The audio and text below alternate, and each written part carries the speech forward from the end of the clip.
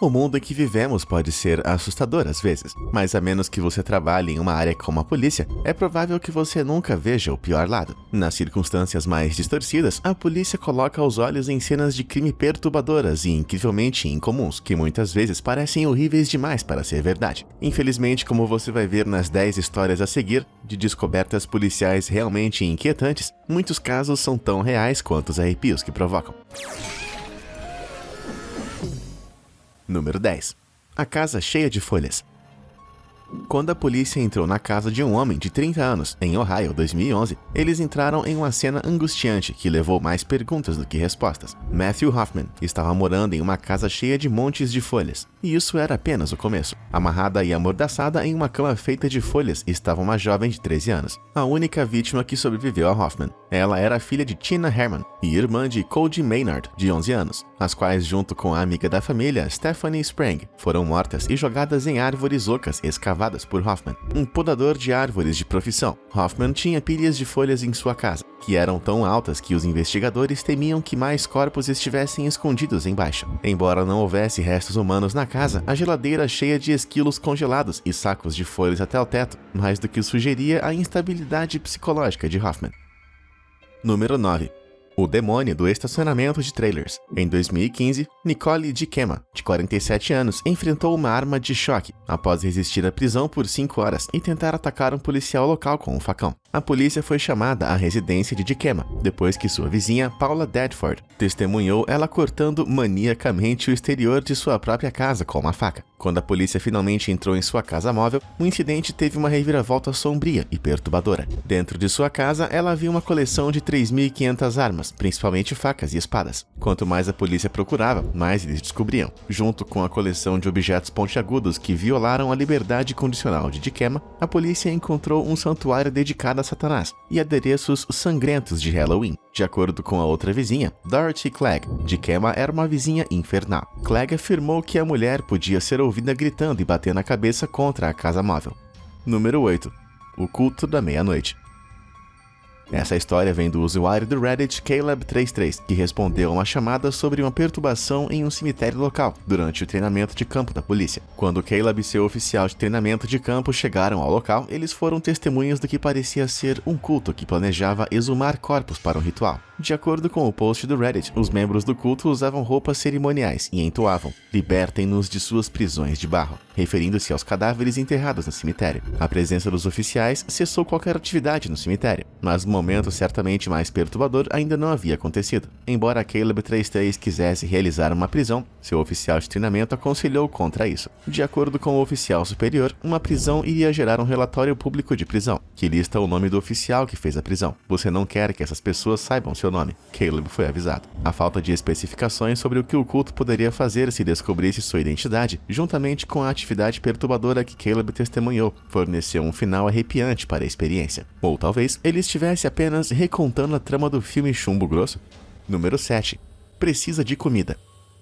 Você deve ter cuidado ao abrir a porta para estranhos no meio da noite. Ninguém sabe disso melhor do que o usuário do Reddit, Spartan337. Quando a chamada de emergência veio pela primeira vez em sua estação, Spartan não sabia que seria empurrado para uma cena tirada diretamente de um filme de terror. Enquanto falava com o interlocutor, Spartan soube de uma mulher estranha que se aproximou da porta de entrada do interlocutor. Em suas mãos estava uma boneca do tamanho de uma criança com chifres que parecia ter sido borrifada com um líquido vermelho. Ela havia informado ao proprietário perturbado que precisava de comida, antes de correr para ele, gritando alto. Quando o Spartan 337 chegou ao local, a senhora já havia partido, mas a porta estava coberta de marcas de unhas ensanguentadas. A mulher mais tarde reapareceu no quintal da dona da casa, agachada na escuridão, sussurrando e rosnando. Ela foi presa pela polícia, mas não antes de gritar horrivelmente e atacar os policiais assustados. Acontece que a mulher estava apenas sob efeito de substâncias ilegais, mas quem sou eu para dizer que não tinha nenhum mal demoníaco subjacente levando sua insanidade? Número 6. Mãe Infernal.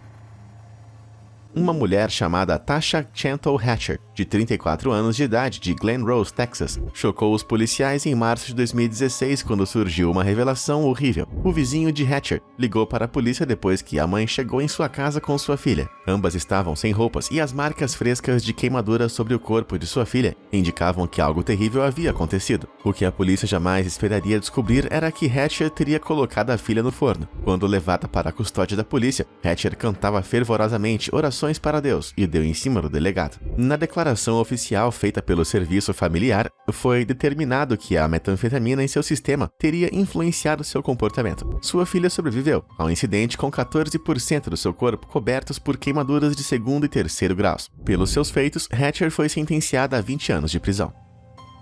Número 5. Homem Sarna.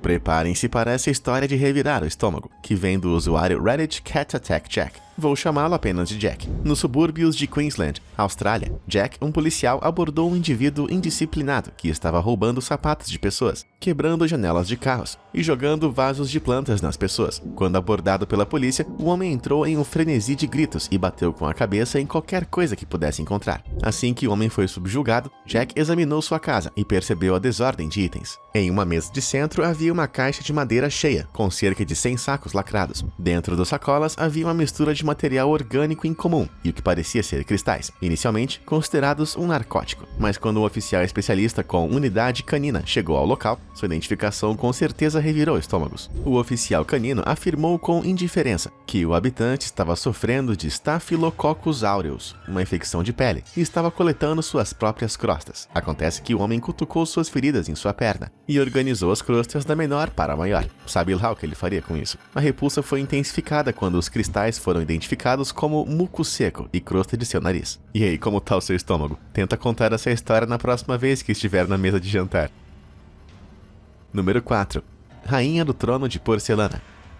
Todos nós já passamos por isso. Uma série de escolhas alimentares inadequadas fizeram com que a perspectiva de sair do banheiro parecesse mais um sonho do que realidade. Mas em 2008, o xerife do condado de Ness, Brian Whipple, testemunhou algo que levou isso a novas dimensões. Whipple chegou a uma residência depois que um homem ligou para falar sobre o comportamento incomum de sua namorada. A mulher de 35 anos foi encontrada no banheiro, onde estava há 2 anos, com a pele crescendo ao redor do assento. Embora a mulher tenha recusado os serviços médicos de emergência, os profissionais de resposta conseguiram convencê-la de que ela precisava ser examinada. Então ela concordou, e Whipple e companhia começaram a arrancar o assento do vaso sanitário para que ela pudesse ser levada ao hospital, para ser libertada de sua prisão de plástico. Segundo seu namorado, ele trazia comida e água para ela, e pedia diariamente que saía do banheiro. Talvez amanhã, ela responderia. O amanhã nunca veio, até 27 de fevereiro de 2008, quando ela foi finalmente removida. Número 3. Tragédia do monstro do bloco de apartamentos. Girando em torno de um ex-detetive em uma cidade sem nome, o usuário do Reddit Ultimate Space Wizard conta uma anedota que vai deixar você arrepiado. De acordo com a história, tratadores de chamadas de emergência receberam um telefonema frenético sobre um monstro tentando entrar no apartamento de alguém. Seguindo o que soou como um tiro, a pessoa que ligou alegou que algo estava batendo em sua porta. Ao abri-lo, eles foram recebidos com o que eles descreveram como um monstro que tentou entrar em sua casa. Depois de chutar a criatura para fora, o chamador ouviu mais gritos vindo do corredor, como se a entidade inumana estivesse começando a aterrorizar outra pessoa. Várias outras ligações levaram ao envio de policiais logo depois, incluindo o detetive que mais tarde contaria essa história angustiante. Quando o detetive entrou em cena, o que ele encontrou foi muito pior do que qualquer monstro fictício. De fato, havia uma entidade horrível circulando pelo complexo de apartamentos. Só que o ser cambaleante era na verdade um residente do prédio, que havia tentado dar fim em sua vida sem sucesso. Em vez disso, ficou com um rosto machucado e desfigurado. Em estado de choque, ele vagou pelo prédio, na esperança de receber a ajuda de qualquer um dos vizinhos. Em vez disso, seus apelos delirantes por ajuda foram recebidos com gritos e portas batendo, enquanto seus vizinhos viam seu rosto terrivelmente desfigurado. Número 2. Os bebês de Woodlands Hills. No dia 3 de fevereiro de 1982, a companhia de containers Martin retomou um container que uma vez pertencia a Malvin Weisper, operador líder dos laboratórios de analítica médica em Santa Mônica. Quando os representantes da companhia no dia seguinte abriram o container, eles encontraram algo indescritível. Nos containers tinha mais de 500 fetos preservados em formol, mas o horror não acabou aí. Quando abriram a investigação, A casa de Weisberg foi revistada em 24 de fevereiro do mesmo ano. Um total de 2.000 fetos abortados foram encontrados, mais de 300 somente em sua garagem. Em maio, a contagem continuou a aumentar para uma contagem final de 16.431, e 193 das quais estavam com mais de 20 semanas de gestação. De acordo com Weisberg, ele armazenou os fetos abortados porque não tinha dinheiro para cremar ou enterrá-los, de acordo com a lei do estado. No final das contas, ele não recebeu nenhuma forma de punição por suas ações. Em maio de 1985, os 16.431 fetos abortados receberam um serviço memorial no Live Oak Memorial Park, em Monrovia, Califórnia. Uma lápide de granito é tudo o que resta dessa descoberta perturbadora. Antes do primeiro lugar, algumas menções honrosas. A filha do usuário do Reddit e policial Punman42 ficou apavorada depois de ver um lobisomem do lado de fora de sua janela do seu quarto, no meio da noite. Punman inicialmente rejeitou a história de sua filha como uma imaginação imperativa de uma criança, só que uma semana depois ele mudou de tom, quando ele e um colega de trabalho pegaram um stalker e encontraram uma fantasia de lobisomem em sua posse. Parece que a descrença que Punman42 experimentou era exatamente o que esse cretino estava apostando para escapar impune de suas perversões. Depois, tem a história de um homem, descoberto durante uma visita domiciliar de rotina, que tinha falecido em sua cadeira de jardim. Quando os policiais descobriram seu corpo, foi determinado que seu aquecedor, que soprava a todo vapor atrás dele, havia feito sua pele se fundir com o plástico da cadeira. Número 1. O caso Fritzl. Existem monstros entre nós, e um deles atende pelo nome de Joseph Fritzl. Para realmente entender como essa história é perturbadora, temos que voltar a 1984, quando Joseph Fritzl, marido de Rosemary e pai de Elizabeth, chamou sua filha de 18 anos para o porão recém-formado para ajudar na montagem de uma porta. O que Elizabeth não sabia é que estava ajudando a terminar uma cela na qual permaneceria trancada por 24 anos. Com a porta no lugar, Joseph trancaria sua própria filha no porão, onde ela ficaria por mais de 20 anos. Joseph, de alguma forma, convenceu sua esposa de que Elizabeth havia fugido para se juntar a um culto. Joseph, no entanto, sabia a verdade, e enquanto isso, até mesmo teve 7 filhos com a prisioneira. Em 2008, quando um de seus filhos adoeceu gravemente e precisou ir ao hospital, Elizabeth finalmente tinha se libertado e contou à polícia de sua provação sombria. Ela então direcionou os policiais ao porão, onde viveu com 3 de seus filhos sobreviventes. Outros 3 filhos viviam no andar de cima com os parentes de Elizabeth, já que Joseph havia convencido a esposa de que foram deixados por Elizabeth, que não pôde cuidar deles devido aos seus compromissos com o culto imaginário. Quando a polícia chegou na casa de Fritzl, eles encontraram um porão elaborado. O primeiro era o local de trabalho de Joseph, o qual incluía a entrada escondida para outras salas. Atrás do local de trabalho tinham 2 quartos, um banheiro, uma sala e um cômodo sinistro à prova de som. Às vezes, contos como esses são muito mais perturbadores do que filmes de terror sangrentos. Mas o que você acha? Esses contos fizeram sua pele arrepiar? Conta aí nos comentários. Obrigado por assistir e até a próxima.